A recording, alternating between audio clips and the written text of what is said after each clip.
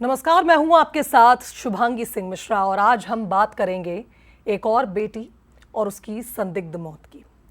9 दिन, जी हां, पूरे 9 दिन बीत चुके हैं। एक हंसती खेलती बेटी दुनिया से रुखसत हो गई। मायका, परिवार रो रो कर बुरा हाल है, लेकिन इंसाफ की चौखट पर अब भी सिर्फ सन्नाटा पसरा है। भोपाल के इस high profile Twisha Sharma case में वक्त तेजी से गुजर रहा है, लेकिन अब तक ट्विशा का अंतिम संस्कार तक नहीं हुआ। आखिर क्या है ट्विशा की मौत का राज? क्यों दोबारा पोस्टमार्टम की नहीं मिली इजाजत? चर्चा करेंगे हमारे इस खास प्रोग्राम में।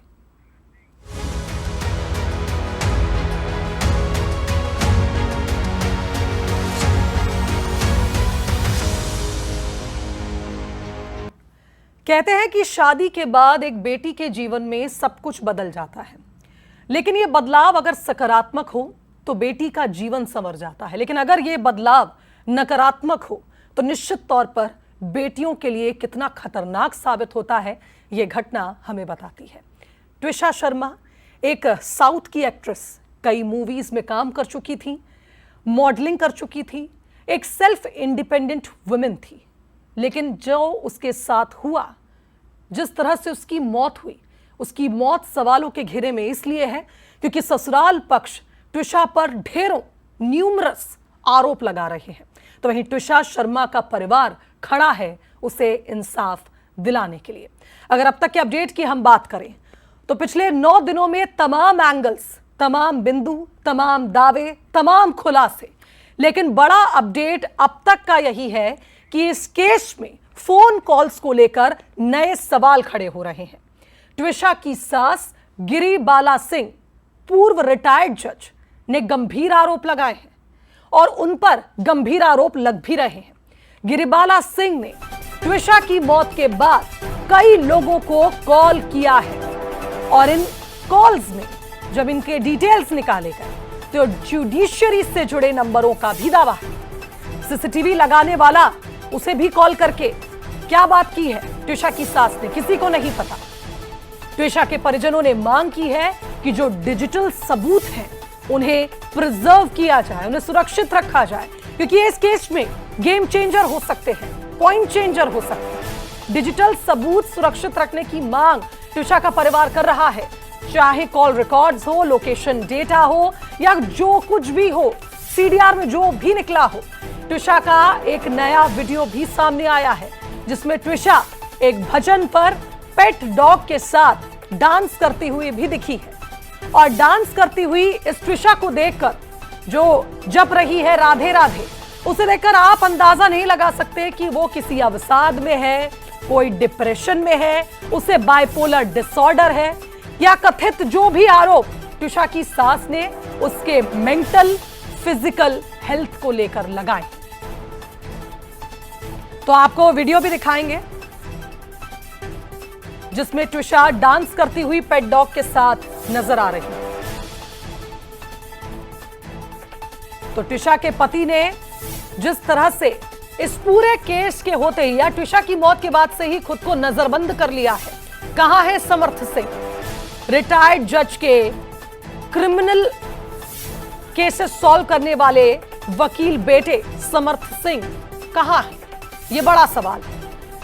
लगातार ट्विशा का परिवार पूछ रहा है कि अगर समर्थ को ट्विशा की मौत पर दुख है तो समर्थ इस बड़े दुख में कहां छिपा हुआ है?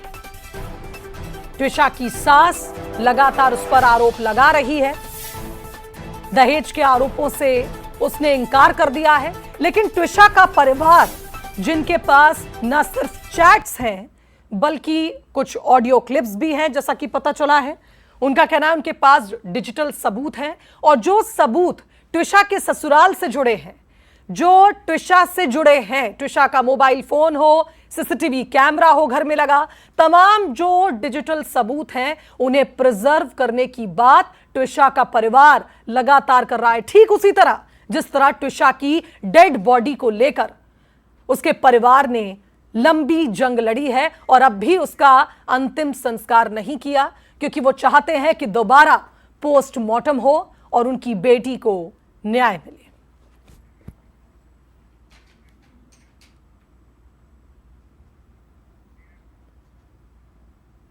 तो कुल मिलाकर यह कहा जाए कि ट्विशा के सास जिस तरह से गिरिबाला सिंह हर रोज मीडिया के सामने आकर ट्विशा पर अलग अलग प्रकार के आरोप लगा रही है। दहेज के आरोपों से गिरिबाला सिंह ने इंकार कर दिया है। ट्विशा के पिता ने कहा है कि दहेज मांगा जा रहा था, पैसों के लिए दबाव बनाया जा रहा था, कई बार ट्रांजैक्शन किए भी हैं। ट्विशा के पिता ने गिरिबाला सिंह के अकाउंट में। ट्विशा मानसिक रूप से बीमार थी, यह आरोप लगाया है ट्विशा की सास गिरिबाला सिंह। और वो एंजाइटी की दवाइयां ले रही थी, ये आरोप भी ट्विशा की सास ने लगाया है, उसका एक मेडिकल प्रिस्क्रिप्शन देकर, जिसमें वो साइकोलॉजिस्ट से कंसल्ट कर चुकी थी और कुछ नींद की एंजाइटी की गोलियां उसे दी गई थी। दूसरी ओर ट्विशा के परिवार की भी बातें आपको हम दिखा रहे हैं, आप पढ़ पा रहे होंगे। खुदकुशी नहीं की है ट्विशा ने, हत्या हुई है उसकी। परिवार इस बात पर पिछले 9 दिनों से अड़ा हुआ है। ड्रग्स लेने वाला समर्थ था, ड्रग्स एडिक्ट ट्विशा नहीं थी, गिरिबाला सिंह का बेटा समर्थ सिंह था। और ट्विशा को मानसिक रूप से इतना प्रताड़ित किया गया कि उसकी जिंदगी नरक हो गई थी। यह बात खुद ट्विशा ने अपनी मां को कही थी। तो इस केस को लेकर जिस तरह की बातें सामने आ रही हैं, कुछ सुलगते सवाल भी हैं जिनके जवाब अब तक नहीं मिल पाए हैं। ट्विशा की मौत हत्या है या आत्महत्या? सवाल ये सबसे बड़ा है। परिवार कह रहा है हत्या है, ससुराल कह रहा है आत्महत्या है। ट्विशा के परिजनों के आरोपों में कितनी सच्चाई है? ट्विशा का परिवार जो दावे कर रहा है उनमें कितनी सच्चाई है? ट्विशा की मौत से पहले के सीसीटीवी का सच क्या है? क्या उसे ऑल्टर किया गया है? क्योंकि 2 क्लिप्स गिरिबाला सिंह ने सिर्फ 2 क्लिप्स कोर्ट में दिए हैं। एक ट्विशा के छत पर जाते हुए और दूसरा ट्विशा की डेड बॉडी को लाते हुए। समर्थ से जो पूछताछ के लिए समय है, यह समय नष्ट हो रहा है क्योंकि समर्थ गायब है। आखिर समर्थ से पूछताछ क्यों अब तक नहीं हो पाई है? इसका जवाब यही है कि समर्थ कहां है, और समर्थ जब तक नहीं मिलता तब तक उससे पूछताछ नहीं हो पाई है। मौत की टाइमिंग को लेकर अलग अलग बयान है। 12 मई को कहा गया है कि ट्विशा ने फांसी लगाई, लेकिन एफआईआर 15 मई को दर्ज हुई है, जो अपने आप में सवाल खड़े करती है।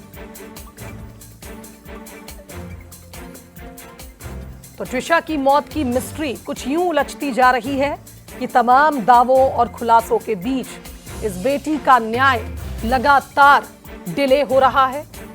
और सवाल बस ये है कि आखिर और कितनी बेटियां? क्या ये दहेज से जुड़ा मामला है तो कब तक दहेज की भेंट चढ़ेंगी? एक सेल्फ इंडिपेंडेंट, एक ऐसी लड़की फुल ऑफ लाइफ, अचानक ही उसकी जिंदगी में इन 5 महीनों में ऐसा क्या भूचाल आया कि सब कुछ खत्म हो गया। हमारे साथ न्यूज हेड शरद द्विवेदी जी जुड़ रहे हैं पैनल में, साथ ही सुप्रीम कोर्ट के वकील तनुज दीक्षित भी हमारे साथ जुड़ रहे हैं। अन्य गेस्ट को भी हम जल्द ही जोड़ेंगे। शरद जी और तनुज जी, आपका स्वागत करती हूं। सबसे पहले ओपनिंग कमेंट शरद जी आपसे लेना चाहूंगी। हमने इस खबर से जुड़े हर पहलू, हर दावे, हर खुलासे का जिक्र किया। सवाल यही है कि आखिर ट्विशा के साथ क्या हुआ? देखिए, इसमें कुछ लूप होल्स हैं जिनकी जांच होनी ही चाहिए। इसमें सबसे महत्वपूर्ण जो बात है, जिस पर अभी तक जांच एजेंसियों का रुख कहीं ना कहीं सवालों के दायरे में आता है, और वो बात है कि जब एम्स भोपाल में मल्टीपल इंजरीज की बात सामने आई है दिशा के शरीर पर, ट्विशा के शरीर पर, तो इसका क्या कारण था और क्या इसे लेकर ट्विशा की सास और परिवारजनों से पूछताछ की गई है? ये महत्वपूर्ण सवाल है। एक आरोप ये भी है कि जिस बेल्ट से ट्विशा ने फांसी लगाई, वो 48 घंटे बाद एम्स को चिकित्सकों को पहुंचाया गया। तब तक ये इस बात का कोरिलेशन स्टैब्लिश नहीं हो सकता था कि ये वही बेल्ट है जिसके निशान गले पर हैं या इससे फांसी लगाई गई है। अगर ऐसा है तो ये बहुत गंभीर बात है। तीसरी महत्वपूर्ण बात यह है कि जो आरोपी पक्ष है, उस आरोपी पक्ष की तरफ से ये बातें सामने आई हैं जो फरियादी पक्ष ने यानी ट्विशा के माता पिता ने आरोप लगाए हैं कि लगातार उनके प्रभाव का उपयोग करके पुलिस पर दबाव बनाया गया जी। और दूसरी जगह भी दबाव बनाया गया, धमकियां दी गई, लेकिन उस पर भी कोई एक्शन नहीं हुआ। एक जो ट्विशा के परिवार का आरोप है कि इस पूरे मामले में एफआईआर होने के पहले ही एंटीसिपेटरी बेल के लिए ट्विशा की सास ने अप्लाई किया, और ये भी आरोप है ट्विशा के परिवार का कि एफआईआर होने की पूरी जानकारी पहले ही दे दी गई थी पुलिस की तरफ से, जिसकी वजह से समय रहते वो कानूनी कदम की तरफ बढ़ी। बिल्कुल। चूंकि इस पूरे मामले में ट्विशा का परिवार, मैं इन लॉज की बात कर रहा हूँ जी, वो खुद लीगल सेक्टर से जुड़ी हुई रही हैं, उनकी सास, तो ये कानूनी साक्ष्य कैसे होते हैं, उनका क्या महत्व होता है, बिल्कुल, ये वो बहुत अच्छे से समझती रही हैं, जानती रही हैं। तो ये एक और महत्वपूर्ण पहलू है जिसकी जांच, अगर जांच एजेंसियां जो भी जांच करेंगी, अब तो सीबीआई मांग की बात है और मुख्यमंत्री डॉक्टर मोहन यादव ने ये भी कहा है कि हम अनुशंसा कर सकते हैं। तो ये भी बहुत महत्वपूर्ण है कि इस पूरे मामले में एक रिटायर्ड जज घर में मौजूद है। हम कोई और बात नहीं कर रहे हैं, लेकिन उन्हें सब मालूम है कि ये साक्ष्य कहाँ कैसे प्रभावी होगा, क्या चीज़ें हैं। तो ये तमाम पहलू हैं जिन पर ध्यान रखना बहुत ज़रूरी है। बिल्कुल। शरद जी, आप एविडेंस की बात कर रहे हैं, तो अब मैं तनुज जी से पहला सवाल यही करना चाहूँगी कि तनुज जी ज़रा हमें बताइएगा कि इस पूरे केस का इन्वेस्टिगेशन अभी जहाँ तक पहुँचा है, 9 दिन तो अंतिम संस्कार ही कहा जा रहा है, अब तक नहीं हुआ है, बीत चुके हैं। कुल मिलाकर इसमें सबसे क्रूशियल एविडेंस आप क्या मानेंगे इस पूरी इन्वेस्टिगेशन में? और जो एक मांग लगातार जो परिवार उठा रहा है, यानी ट्विशा का मायका पक्ष कि सेकंड पोस्टमार्टम होना चाहिए। मैं एक अच्छी चीज़ पढ़ रही थी, मुझे ऐसा लगता है बहुत इन्फॉर्मेटिव थी, कि लीगली जस्टिफाइड जब तक नहीं किया जाता है तब तक सेकंड पोस्टमार्टम के लिए परमिशन नहीं दिया जाता है। तो ये कैसे लीगली जस्टिफाइड होता है, ज़रा समझाइएगा। से सेकंड पोस्टमार्टम के लिए रिट पिटीशन के माध्यम से आर्टिकल 226 के अंदर नेचुरल जस्टिस की डिमांड कर सकते हैं, सेकंड पोस्टमार्टम की डिमांड कर सकते हैं। बट कई सारे मामलों में हमने देखा माननीय उच्च न्यायालय ऐसे में आदेश नहीं भी देता है। तो जो हम बात करेंगे कि जो उनके पास में बीएनएसएस के सेक्शन 194 के तहत जो भी उनके पास में एविडेंसेस, चाहे वो फुटेजेस हो, चाहे प्रीवियस फॉरेंसिक रिपोर्ट हो, या जो भी इस तरह की चीजें हो, उसी से वे आगे अपना केस कंटेस्ट कर सकते हैं। लेकिन देखिए, ट्विशा शर्मा के मामला जो है ये केवल एक आत्महत्या या हत्या का विवाद नहीं है, कि बल्कि भारतीय अपराध न्याय व्यवस्था की एक निष्पक्षता की परीक्षा बन चुका है। अगर एक अधिवक्ता के नाते आप, मेरा मानना है कि किसी विवाहित महिला की संधि मृत्यु, विशेष करके विवाह के कुछ ही महीनों में अगर होती है, तो एक गंभीर कानूनी हम कहेंगे स्क्रूटिनिटी की मांग करता है। और यदि मृतका के शरीर पर गंभीर चोटों के निशान थे या डिस्ट्रेस मैसेज सामने आए, तो वो मैसेज भी भारतीय साक्ष्य अधिनियम के सेक्शन 63 के तहत एक महत्वपूर्ण दस्तावेज है, जिसको as an evidence, last evidence उसको कंसीडर किया जाना चाहिए। और इसकी केवल औपचारिक नहीं, वैज्ञानिक, फॉरेंसिक और पारदर्शी जांच होनी चाहिए, निष्पक्ष जांच होनी चाहिए, जिससे जो भी सत्य हो या जो भी इसमें और चीजें छुप रही हैं वो सब सामने आए। साक्ष्यों की सुरक्षा ही कायदे से उनकी विश्वसनीयता सुनिश्चित करता है, और ये भी उतना ही आवश्यक है इस मामले के अंदर। जी, बिल्कुल सही बात आपने कही है। और साक्ष्यों को लेकर ही परिवार लगातार काफी इनसिक्योर भी रहा।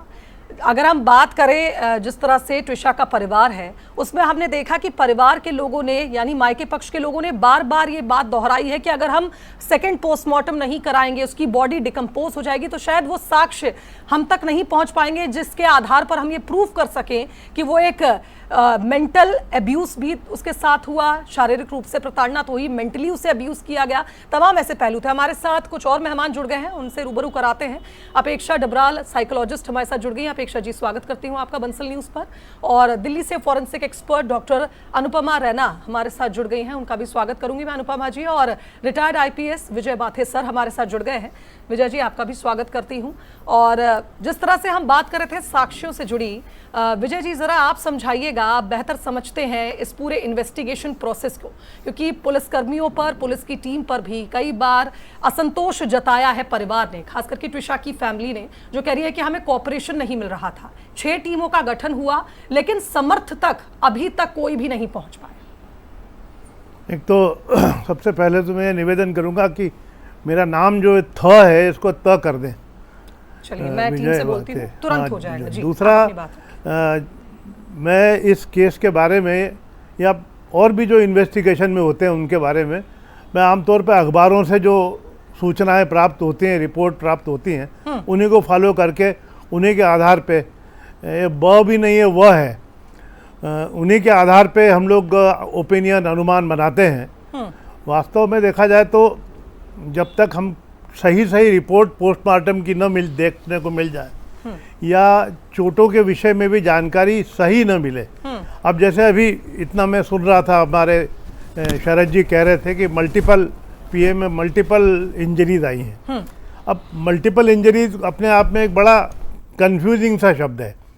मल्टीपल के बजाय उसमें इंजरीज की इंटेंसिटी क्या है, कितनी गहरी है, कितने की चोट है, इसके डिटेल्स जब अपने सामने आते हैं तो थोड़ा सा फिर उनका एंगल क्या है वो सारा फोरेंसिक जांच में और मेडिकल रिपोर्ट में साफ साबित हो जाता है, क्लियर हो जाता है, कुछ छुपता नहीं है। वो केवल हम लोग तो ये कहते हैं कि जो मृतक है वही सबसे बढ़िया गवाह है, श्रेष्ठ गवाह है।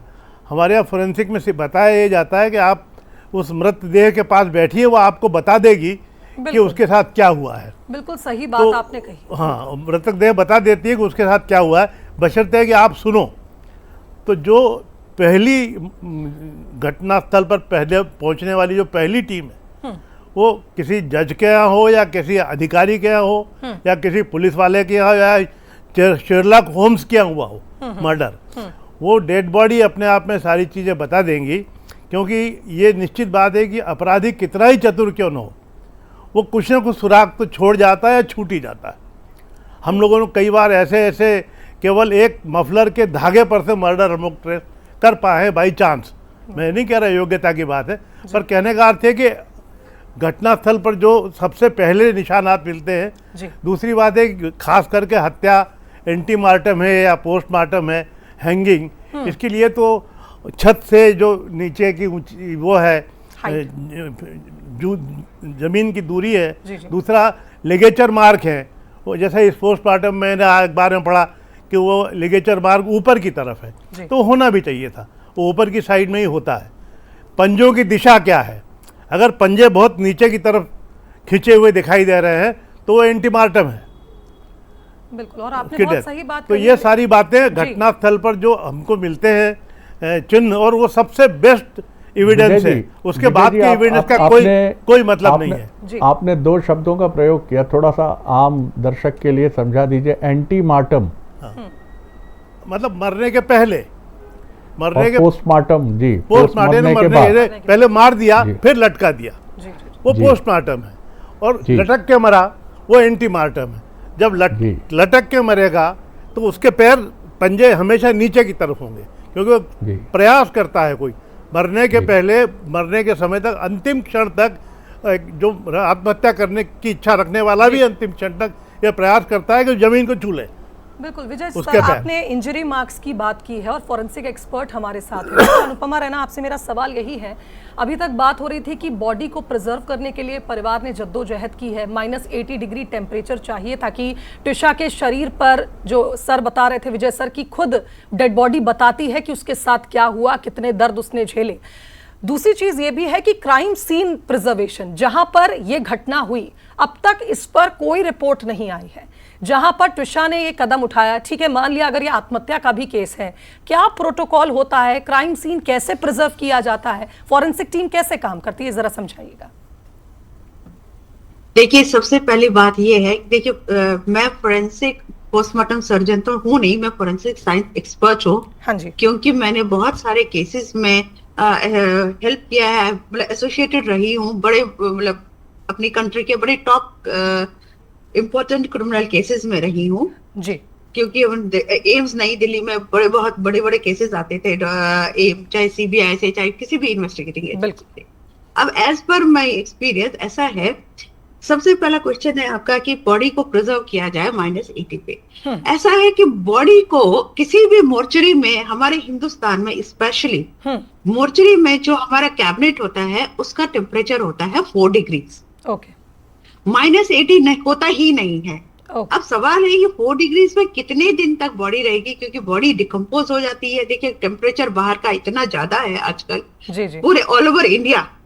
सो बॉडी को टेम्परेचर मेंटेन करने के लिए हमारे पास जो मोर्चरी में कैबिनेट्स होते हैं 4 डिग्रीज होते हैं, लेकिन उसमें भी हम काफी समय तक बॉडी को प्रिजर्व कर सकते हैं। ओके आपका दूसरा सवाल है कि हम सीन ऑफ क्राइम को कैसे प्रिजर्व करें। देखिए सीन ऑफ क्राइम को सबसे पहले जो इम्पोर्टेंट बात है, जो सबसे महत्वपूर्ण है कि हमें, जैसे ही मेरा तो ये एक्सपीरियंस है और सजेशन है, जैसे ही कभी आयोग के पास चला जाता है इंफॉर्मेशन कि एक केस हुआ है, सबसे पहले उनको कॉर्डन ऑफ करना है, क्योंकि अननेसेसरली इंसान वहां पे पहुंच जाते, चाहे मोहल्ले वाले, कॉलोनी वाले, friends, relatives, unnecessary, I am sorry to say, मतलब मीडिया वाले, बहुत सारे लोग, जिसकी वजह से वो जो सीन ऑफ क्राइम होता है वो टैंपर होने की संभावना रहती है।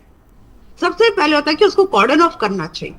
Number 2, photography is very important. Photography क्या है, उसके बाद टैंपर भी हो जाए, जो हमारे पास एविडेंस होता है बिल्कुल उसको फोटोग्राफ करना बहुत जरूरी होता है और डिफरेंट एंगल से करना होता है। हमारे पास हर FSL फोरेंसिक साइंस लेबोरेटरी हो या सेंट्रल फोरेंसिक साइंस लेबोरेटरी, तो फोटोग्राफी का एक डिवीजन होता ही होता है जिसमें वो हमारी सहायता कर सकते हैं। बिल्कुल अनुपमा जी। नंबर 3 जो हाँ जी अनुपमा जी, हमारे न्यूज हेड कुछ सवाल आपसे करना चाहते हैं, आप जरा सुन लीजिए। जी शरद जी। जी सवाल से ज़्यादा एक एक्सपर्ट हमारे साथ हैं, तो हम चाहते हैं कि उनके अनुभव के रोशनी में हम इस विषय को ज़रा और समझ सकें। डॉक्टर रैना, एक एलिगेशन ये है कि जिस बेल्ट से फांसी लगाई ट्विशा शर्मा ने, वो 48 आवर्स के बाद एम्स भोपाल के चिकित्सकों तक पहुंचा, तो क्या ये काफ़ी विलंब था और ये तथ्य स्थापित करने में कठिनाई होगी कि ये इसी बेल्ट से ट्विशा ने फांसी लगाई है, और क्या ये एक नेग्लिजेंस है? और दूसरा मेरा प्रश्न है, आपने कहा कि 4 डिग्री ही होता है, -4 डिग्री ही कैबिनेट का टेम्परेचर भारत में सब तरफ प्रोवाइड कराया जाता है, तो डीकम्पोज होती बॉडी जो है वो क्या कई साक्ष्य अपने साथ ले जाती है? जब बॉडी डिकम्पोज होती है तो कई साक्ष्य हम ट्रेस नहीं कर पाते हैं। हाँ, मैं सबसे पहला सवाल आपका है कि जो बेल्ट उनके एम्स भोपाल पहुंचा है 48 आवर्स के बाद, उसे कोई फर्क नहीं पड़ता। क्यों?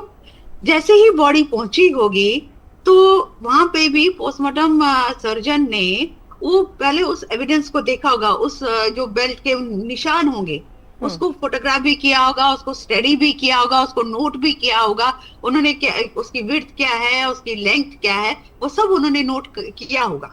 ठीक है, तो उसको कोरबोरेट करने के लिए जो ये बेल्ट चाहे वो 48 आवर्स के बाद पहुंचे। मामला है, बहुत सारी चीजें अभी रहस्य के घेरे में है। आपने खुद कई मामले डील किए हैं हाई प्रोफाइल। एक तो मुझे मालूम है कि देश के चर्चित मामलों में से एक रहा है दिल्ली में, जिसको आपने डील किया है, तो कहीं कोई टैंपर ना हुआ हो? देखिए, टैंपर की बात ऐसा है, वो सीन ऑफ क्राइम पे जब आप जाते हैं टैंपर के लिए, तो ऐसा है कि ये बताना बहुत मुश्किल होता है अनलेस आपके पास सारे evidences, nature of injury, nature of सबको कोरबोरेट ना करे, उसके बाद ही उस विषय पे बात कर सकते हैं। मगर जहां तक यहाँ आपने मेरे से पूछा कि 48 आवर्स के बाद वहां पे ये बेल्ट पहुंचा है, तो उससे मेरे हिसाब से कोई फर्क नहीं पड़ता, एज लॉन्ग एज कि वहां पे डॉक्टर ने जो बेल्ट, अगर ये बेल्ट के निशान उसके हैंगिंग गर्दन पे है, उसको नोट किया है, तो उसे कोई फर्क नहीं पड़ता है। नंबर 2, दूसरा सवाल आपका था कि डिकम्पोज होती दूसरा सवाल आपका डिकम्पोज होती है बॉडी, तो क्या अपने साथ साक्ष्य ले डिकम्पोज के, देखिए हाँ, डिकम्पोज जब बॉडी होती है ना, जो कुछ ऐसी इंजरीज होती है, क्योंकि डिकम्पोज जब बॉडी होती है तो नीलापन आ जाता है बॉडी पे, ठीक है ना, तो वो जो नीलापन आ जाता है तो उसमें कुछ इंजरीज कुछ छुप जाती हैं, कुछ ऐसा दिखता है कि हाँ ये भी इंजरी है, जो कि वाकई में होती नहीं है। वो चेंजेस बिकॉज ऑफ डिकम्पोजिशन होती है।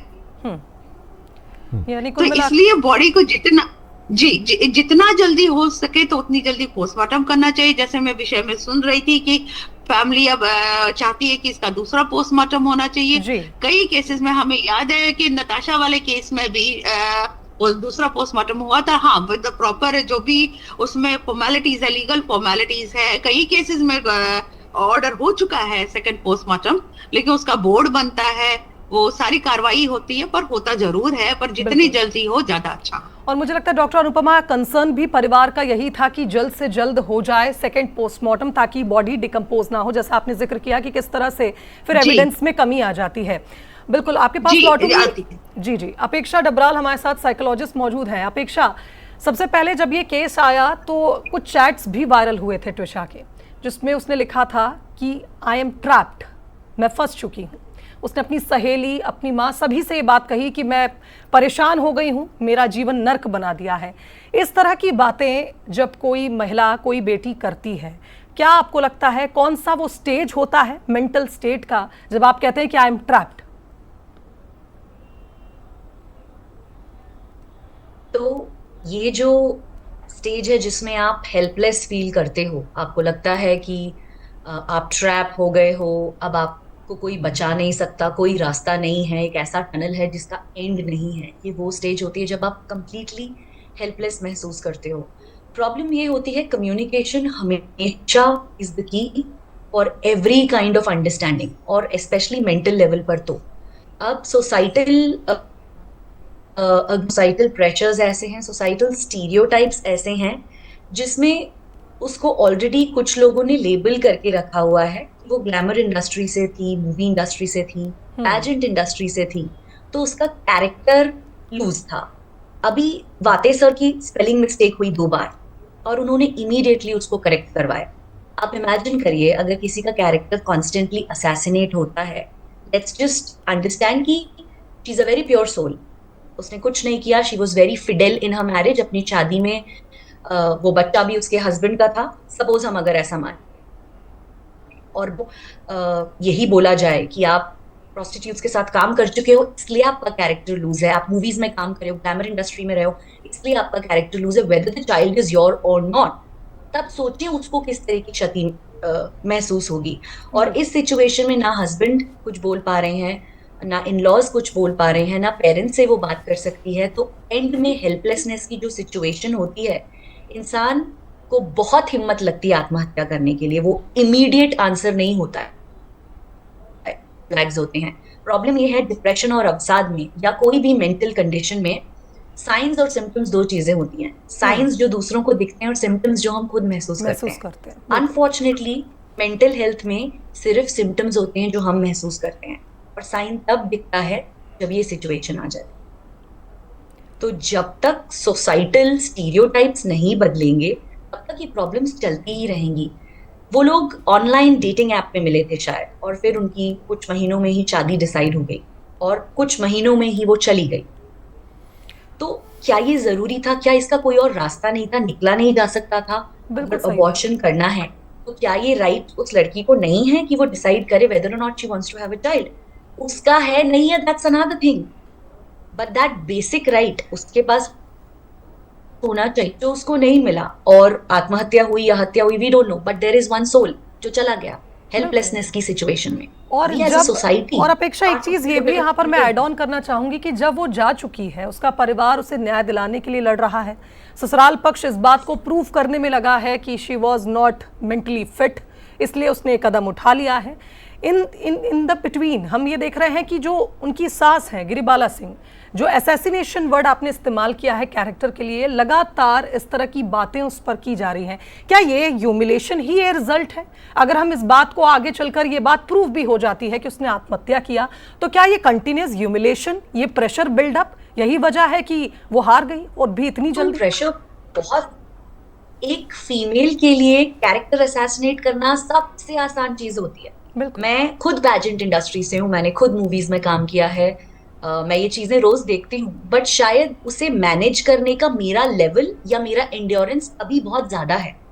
लेकिन अगर मैं भी हेल्पलेसनेस की स्टेज पे कभी चली जाऊं तो शायद एंड में मैं भी यही स्टेप लूंगी कि कोई समझ ही नहीं रहा है, सुन ही नहीं रहा है। तो it is very shameful on behalf of everybody, क्योंकि हम अभी स्पेक्यूलेट नहीं करें, we don't know what is the truth. Exactly. Conclusion के बाद अब हम पीछे के स्पाइरल में जा रहे हैं कि क्या क्या हुआ होगा, क्या हो सकता था। इतनी सारी बातें, इतने डिस्कशंस अब हो रहे हैं, ये डिस्कशंस अगर फैमिली पहले कर लेती खुलकर, तो ये नौबत नहीं आती। जितने भी केसेस और सोशल मीडिया पर मुझे लगता है मीडिया जिस तरह से इस पूरे केस को हैशटैग के साथ आगे बढ़ाता है, कुछ पॉजिटिव ट्रेड्स भी मैंने सोशल मीडिया पर देखे, कुछ नेगेटिव बातें भी देखी। फैमिली को भी कई तरह से सवालों के घेरे में लिया गया कि जो परिवार, जो माँ लगातार ये मैसेज पढ़ रही थी कि माँ मुझे यहाँ से ले जाओ, माँ ये लोग मुझे नहीं जीने देंगे, आखिर समय रहते एक्शन क्यों नहीं हुआ? इसमें माँ की गलती नहीं है, माँ की कंडीशनिंग सालों से वैसी हुई है कि तुम औरत हो, तुमको घर संभालना है, कुछ भी हो जाए तुम मैनेज कर सकती हो, घर की इज्जत तुम हो। ये चीज उनको सिखाई गई है, उनकी नानी दादी। बिल्कुल, अपेक्षा में इस पर आगे चर्चा करेंगे। बिल्कुल आपने सही कहा। और चूंकि हमारे पास इस वक्त वकील साहब मौजूद है, वकील साहब अब आपसे अगला सवाल यही है, शुरुआती तौर पर हमने अलग अलग पहलुओं पर चर्चा की है। शरद जी कुछ कह रहे हैं। जी Sharad ji. Sir has a question for me. जी जी बिल्कुल। मैं तनुज जी से भी ये सवाल है और विजय जी से भी मेरा जानना है। विजय जी ने बहुत बढ़िया तरीके से हमको पूरा समझाया है कि किस तरह से ये पूरी प्रोसेस होती है। आप दोनों से मेरा सवाल है, पहले जो भी आप, तनुज जी पहले जवाब दे लें, फिर विजय जी भी। जिस तरह से जो मुख्य आरोपी माना जा रहा है हस्बैंड, वो फरार है, ये हमें समझ आता है। हम नहीं कह रहे कि कई बार आदमी निर्दोष होता है तब भी वो इतना डरा हुआ होता है कि वो पुलिस के सामने आने का साहस नहीं जुटा पाता, लेकिन ये परिवार अलग है। यहाँ पर एक रिटायर्ड जज हैं, सेना से रिटायर्ड बहुत सीनियर ऑफिशियल्स हैं जो रिलेटिव हैं समर्थ के। इसके बाद उसका एब्सकॉन्डिंग स्टेज में जाना, फरार हो जाना, इस पर एक टिप्पणी मैं आप दोनों की चाहूँगा। देखिए शरद जी, एब्सकॉन्ड होना निश्चित रूप से कहीं ना कहीं प्लान का हिस्सा हो सकता है। और जैसा कि अभी तक त्विषा की डेथ में हम लोग क्लियर नहीं है कि सुसाइड है या मर्डर है। और एक चीज महत्वपूर्ण, दोनों कंडीशन में मुझे लगता है कि अगर ये सुसाइड भी है तो भी कहीं ना कहीं टॉर्चर, मानसिक रूप से प्रताड़ना जो हम कहते हैं, वो जरूर हुई है। अगर डाउरी की डिमांड हुई है तो ये दहेज मृत्यु बीएनएस के सेक्शन 80 के तहत अपराध बनता है। अगर इसे सुसाइड के लिए उकसाया है तो मुझे लगता है कि सेक्शन बीएनएस के 108 में अबैटमेंट टू सुसाइड का मामला बनता है। अगर मान लीजिए ये कोई प्लान्ड वे में अगर ये कोई मर्डर हुआ तो ये प्रॉपर मर्डर की जो सेक्शन है 103 उसके तहत भारतीय न्याय संहिता की, ये अपने आप में एक महत्वपूर्ण मामला बन सकता है। और वहीं अगर हम देखें जो जैसे हमने सुना कि भाई कुछ चोट के निशान थे, वो कैसी चोट थी, वो किस तरीके की मार थी, क्या था, अगर वो प्रूव होता है तो क्रुएलिटी की जो बीएनएस में सेक्शन है 85 वो इसमें महत्वपूर्ण रूप से लागू होगा। और इन सबसे महत्वपूर्ण साक्ष्य मिटाने के लिए भारतीय न्याय संहिता का सेक्शन 238 वो इस पे लागू होता है। तो देखिए ये कोई आम मामला नहीं है। कुल मिलाकर के एक उसकी जान गई है त्विषा की, और जो जान है किसी रूप में तो गई है, चाहे उसको मेंटल टॉर्चर करके सुसाइड करा उसने, या उसको प्रेशर करके करवाया गया, या फिर उसकी हत्या की गई। यही रणनीति क्या है, इसकी सत्यता क्या है, ये बहुत जल्द मुझे लगता है कि बाहर आएगी। जी बिल्कुल। विजय सर जी। जहाँ तक मैं ये तो मानता हूँ कि चाहे वो आत्महत्या हो या हत्या हो, अपराध तो है, बिल्कुल अपराध बनता है, और उसके लिए संदेह सबसे पहले पति पर जाता है, इसमें कोई शक नहीं। अब प्रश्न ये है कि पहले ये डिसाइड करना पड़ेगा, ये करना चाहिए कि क्या ये हत्या है। ये हत्या है तो एंटीमॉर्टेम हैंगिंग होगा, इसका मतलब है कि जो चोट के निशान है उसके द्वारा उससे भी मृत्यु कारित हो सकती है, उसके लिए ऊपर टांगने की जरूरत नहीं है। या फिर अगर इतनी चोट लगी है तो हैंगिंग की आवश्यकता नहीं है।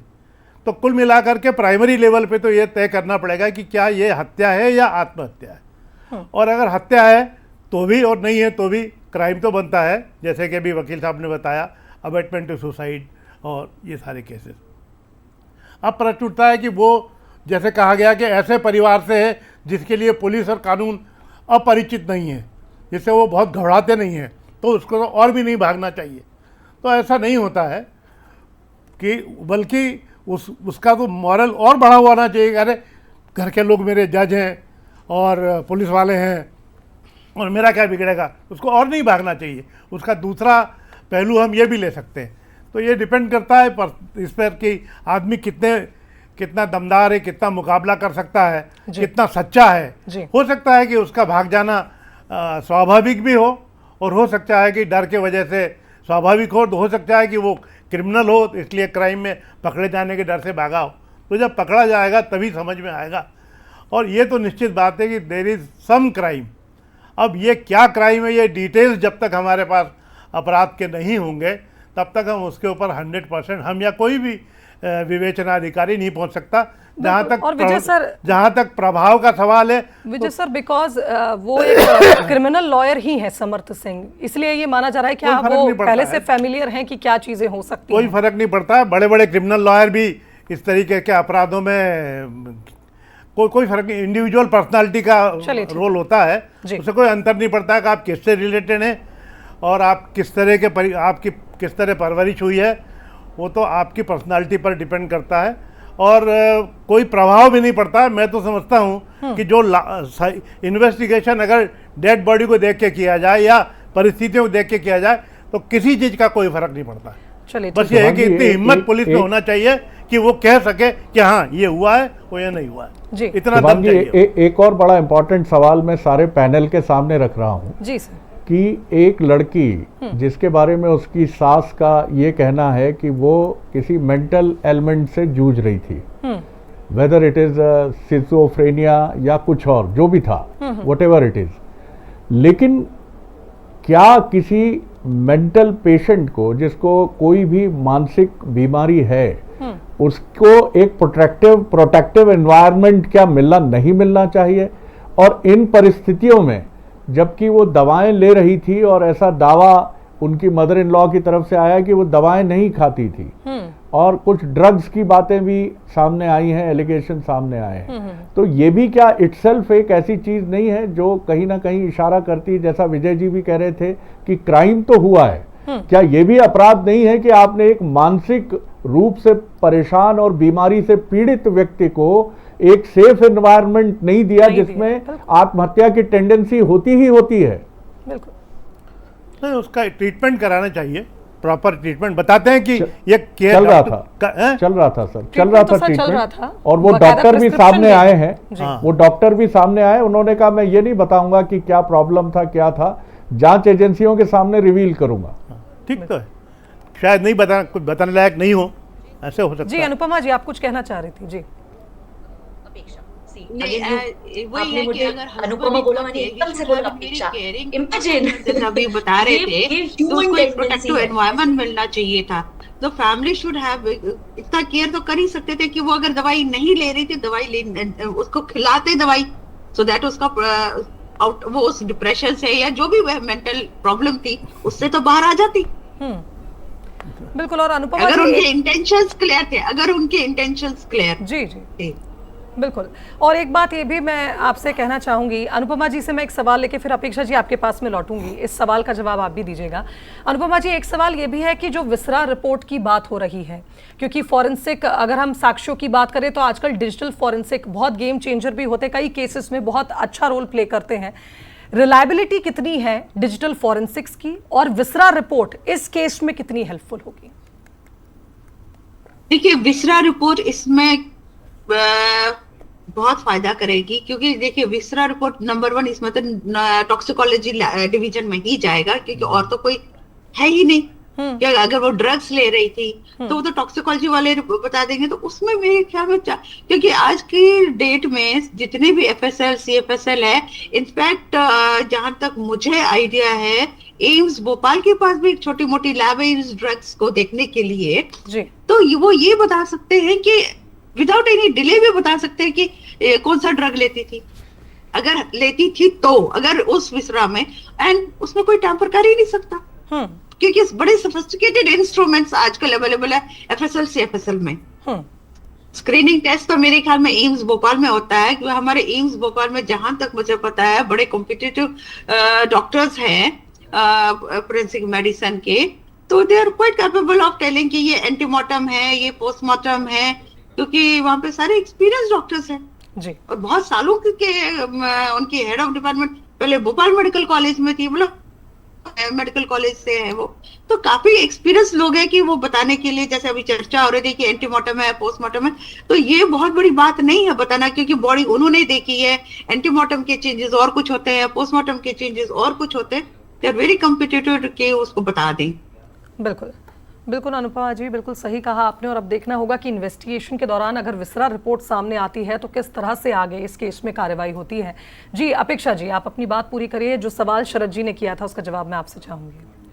बिल्कुल, जैसे शरद जी ने कहा कि एक एलिगेशन ये भी लगा था कि वो ड्रग्स लेती थी।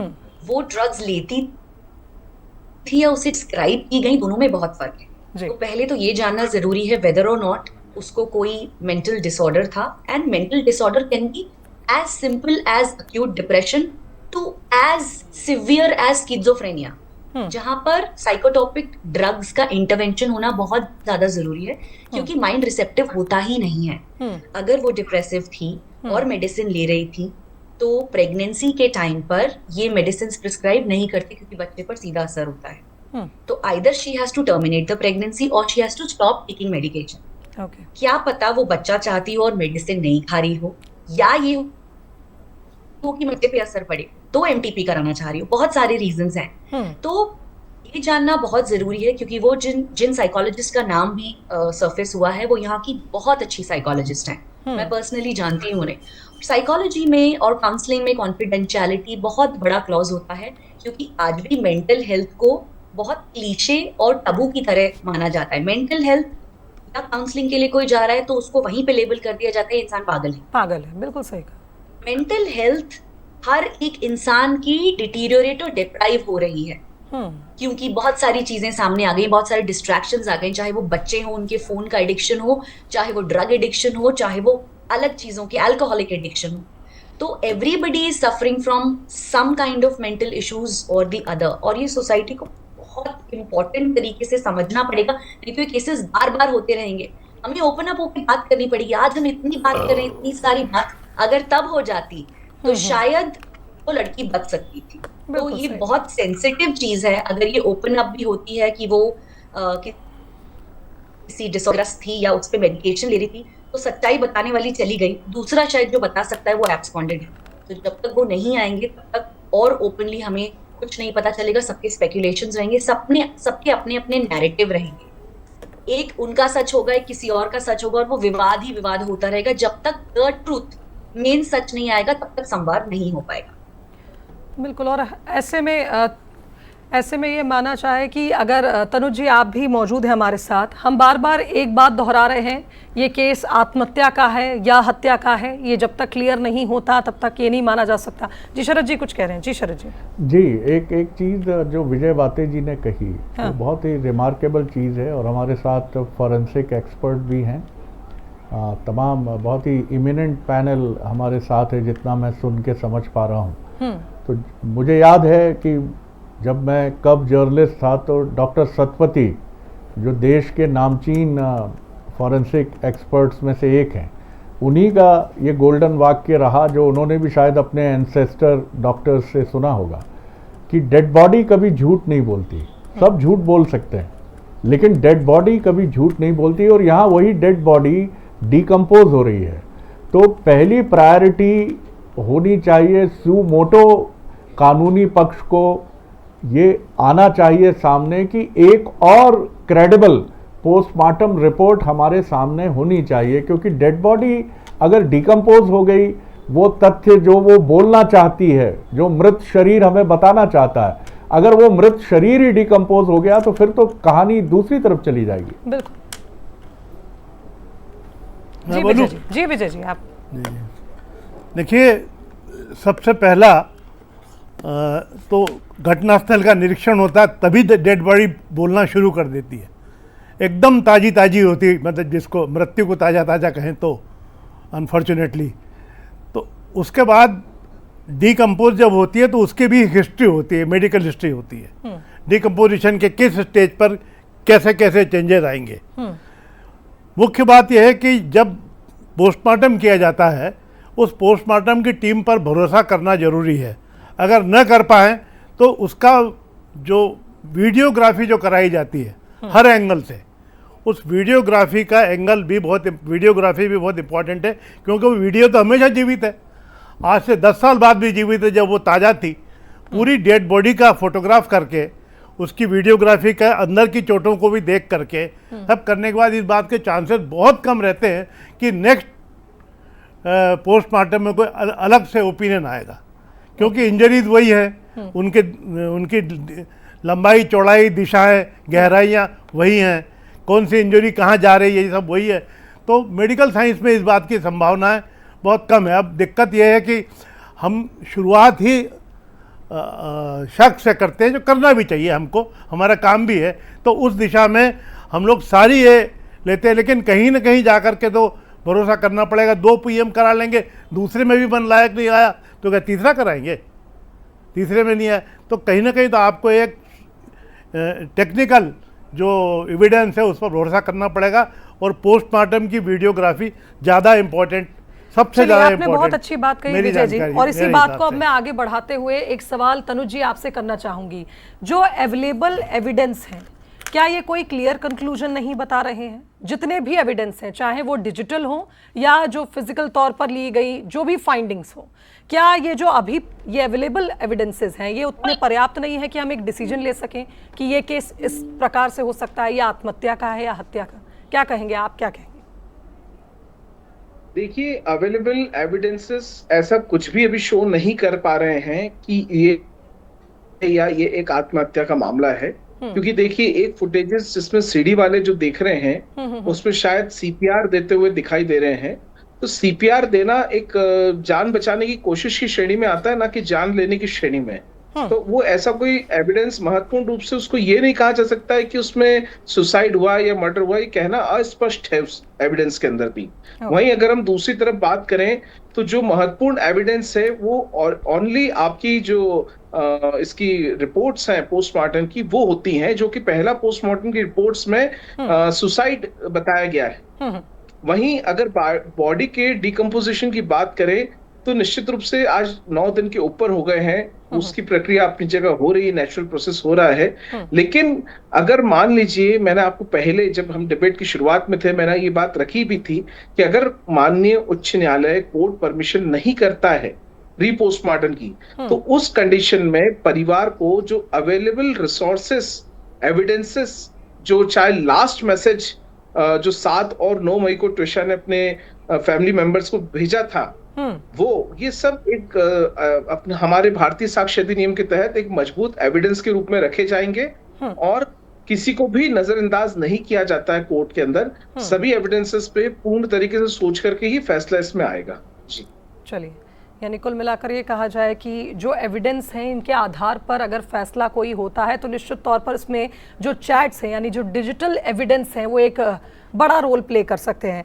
शरद जी, एक बात, जिस तरह से इस केस को हमने देखा है और लगातार ये कहा जा रहा था कि मीडिया ने, सोशल मीडिया ने इस केस को काफ़ी हाइप किया और परिवार ने समय समय पर मीडिया को धन्यवाद भी दिया, और फिर ये भी कहा गया कि कई बार इन्वेस्टिगेशन को भ्रमित करने के लिए भी कुछ इस तरह की गतिविधियां होती हैं, जैसे सोशल मीडिया पर हैशटैग्स।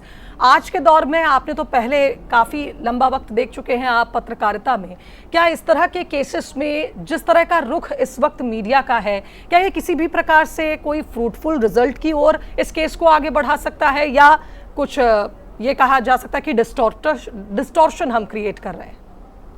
देखिए, कोई भी हाई प्रोफाइल केस जब आता है, क्योंकि ये एक एक्टर, मॉडल और बहुत ही उच्च मध्यम वर्गीय परिवार से जुड़ा दोनों परिवारों में सैन्य पदों पर, बड़े बड़े ओहदों पर पदस्थ हैं लोग, रिटायर्ड हैं। खुद इनकी सास जो है, मदर इन लॉ, वो रिटायर्ड जज हैं और उज्बेकिस्तान में रहे हैं ट्विशा के फादर, ऐसी भी बात सामने आई है जी।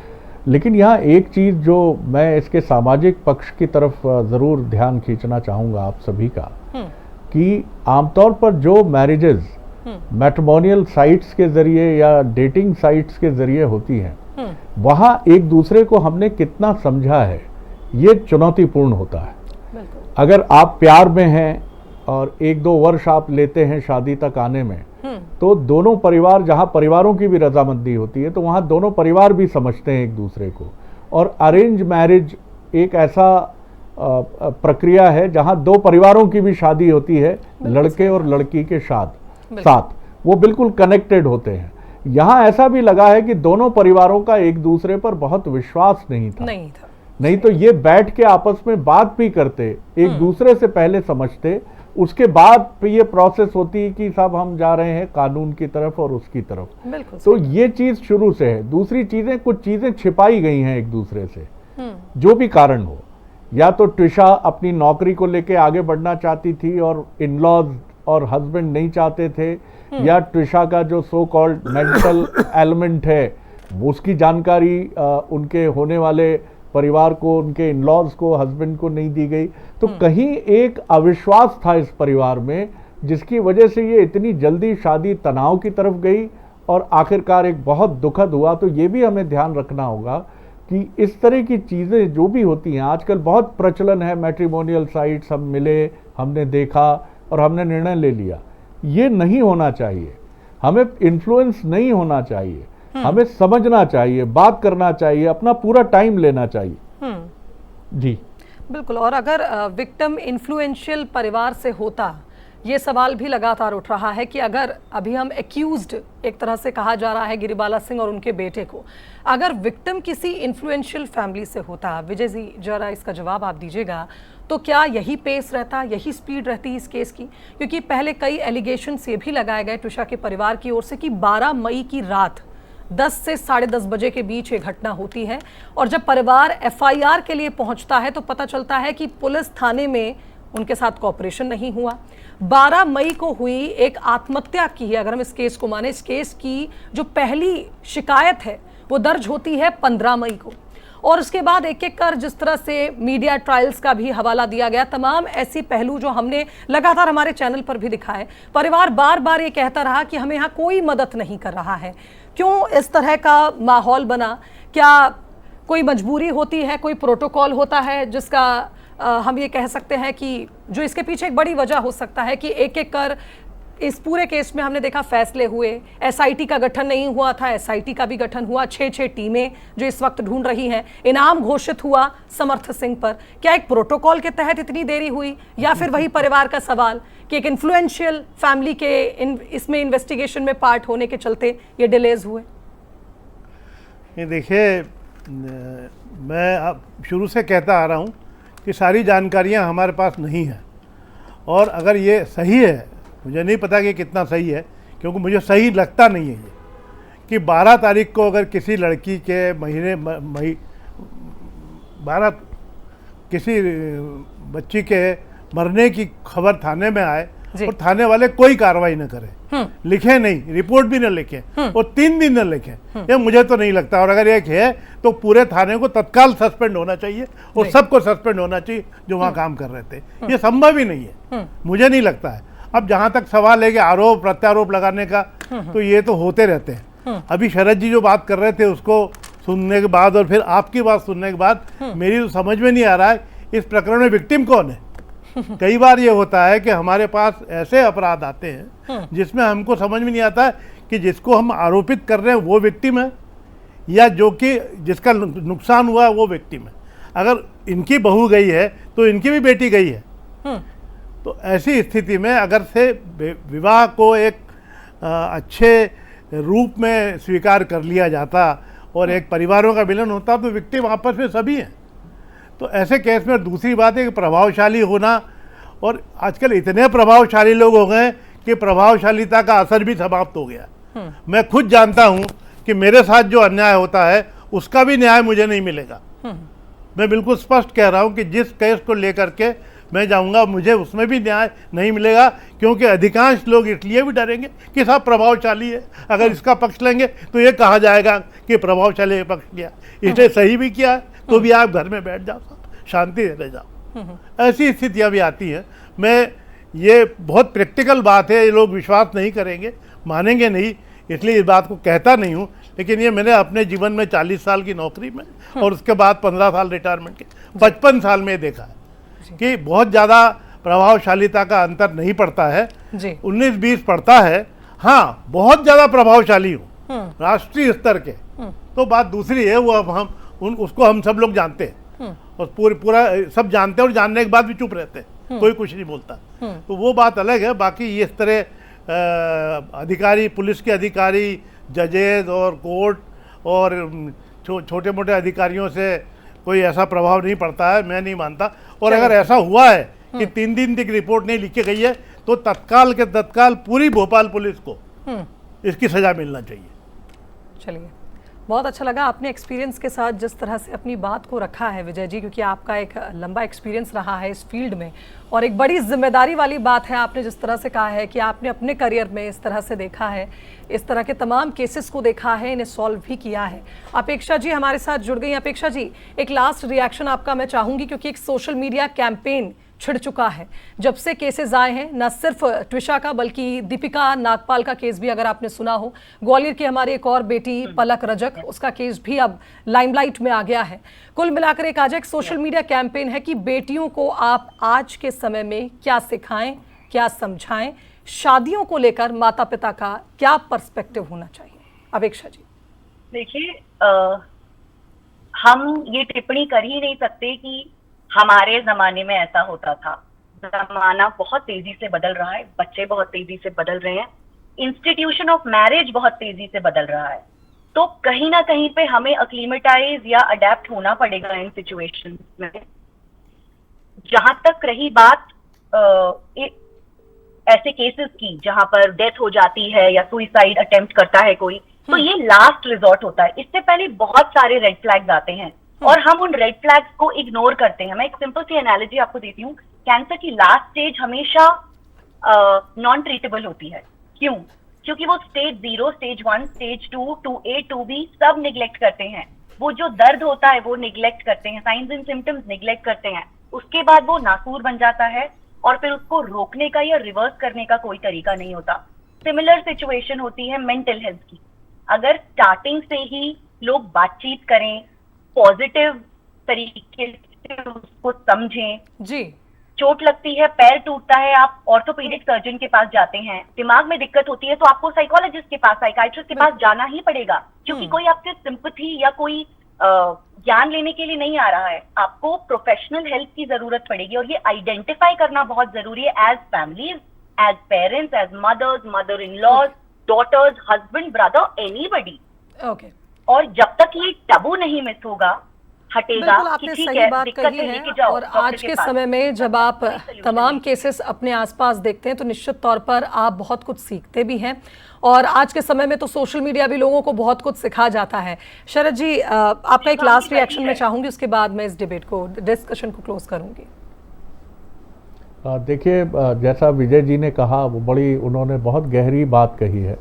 कई बार हम लोग एक मीडिया ट्रायल में चले जाते हैं, ख़ासतौर से जब जो बहुचर्चित मामले होते हैं, तो ये बहुत अहम बात है कि विक्टिम कौन है ये भी एसर्टेन होना चाहिए। क्योंकि हमारी सहानुभूति, जैसा होता है कि कार और साइकिल की टक्कर जब होती है तो हमारी सहानुभूति साइकिल वाले के साथ ज़्यादा होती है जी।